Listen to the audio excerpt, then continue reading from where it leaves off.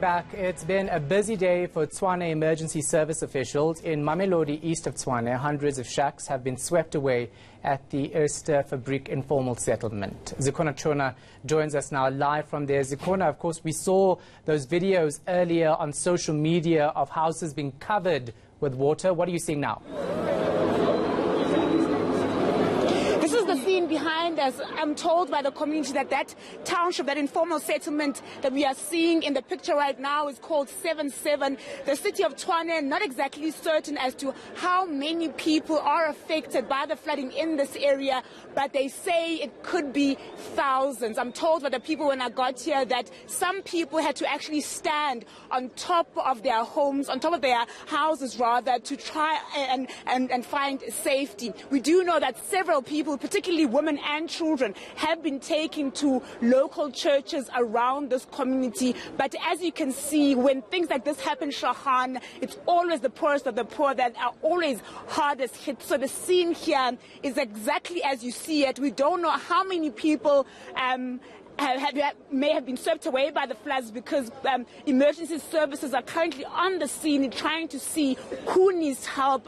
When we arrived here, there were 2 choppers hovering around this community to try and see if you can see if there is anyone that is in danger. I've got with me a ward councillor from this community who's going to talk to me about the rescue operations. I understand that some people have been taken to churches, and you did say to me that you are particularly prioritizing women and children. What is the extent of the damage here, and how are you helping out as the ward councillor?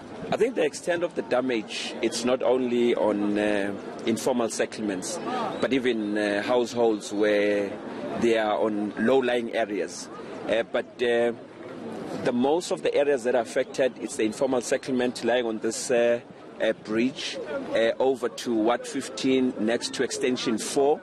As well as Solomon Mahlangu Drive, you go to Pumulong, informal settlement, you go as well as Lusaka. So all these areas are grossly affected.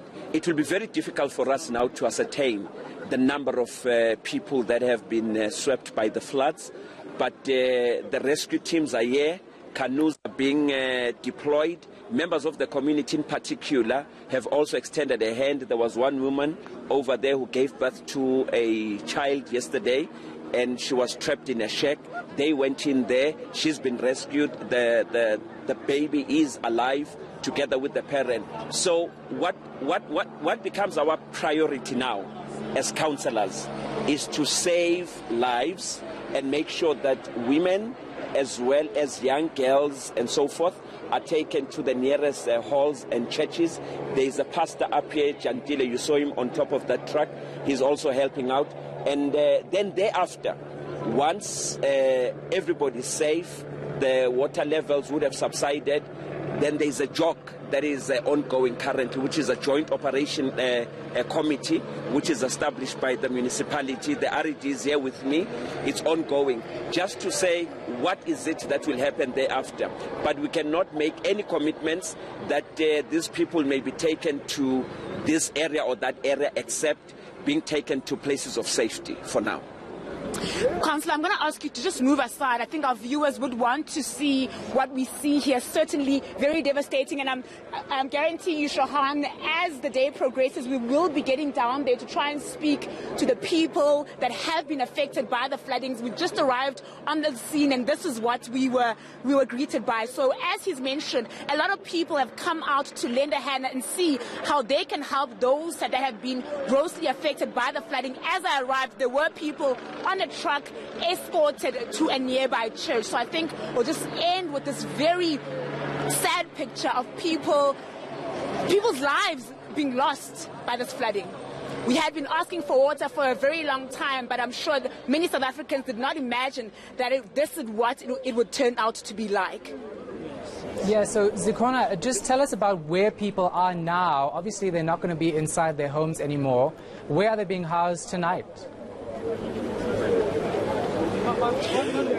When we arrived here, there is a local pastor who has opened the doors of his church right across the road from where we are standing. When we arrived here, he was picking people up using whatever vehicles are available at his church premises. They were on trucks. There's certain taxi, Quantum Taxi, that were also here picking up people and taking them to local churches as well as community halls around this area. As the ward councillor did mention that they are still assessing the extent of the damage, so the rescue operations are still ongoing. When we arrived here, we did see emergency services on the ground, running around, trying to get as close to the water as possible, just to see if we can try and identify whether there has been anyone that has been in danger. As I mentioned earlier, that when we arrived, people were telling us that there were people who were literally standing on top of their homes just to be safe. So the rescue operations continue. While I'm speaking to you right now, there are choppers in the sky hovering around this community just to make sure that no one is in danger. And as the councillor did mention, that they don't know if there's been anyone yet that has been washed away by the flooding. But as this day progresses, we will be speaking to more people just to try and get more details as to the extent of the damage. I do know that the acting social development MEC of the province, Panyaza Lesufi, is on the ground and visiting communities and addressing them and reassuring them that the government will do whatever it can to help people in this situation. All right, we'll let you go and get more information. We'll go back to Tshwane a little later on.